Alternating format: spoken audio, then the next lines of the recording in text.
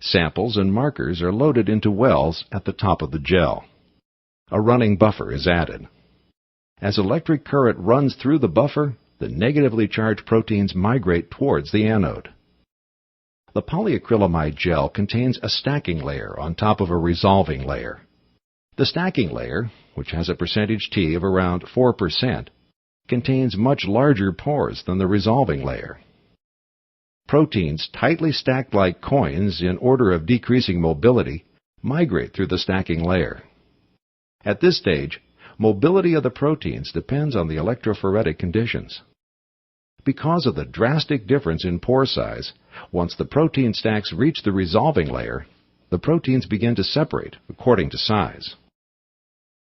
Because small proteins experience less resistance as they move through the pores, they move more quickly than larger proteins. The dye front consists of a very small dye molecule, like bromophenol blue, which is mixed and loaded with the sample proteins. Because of its small size, the dye front moves ahead of the proteins. The position of the dye front is a good indicator of how far the proteins have progressed through the gel.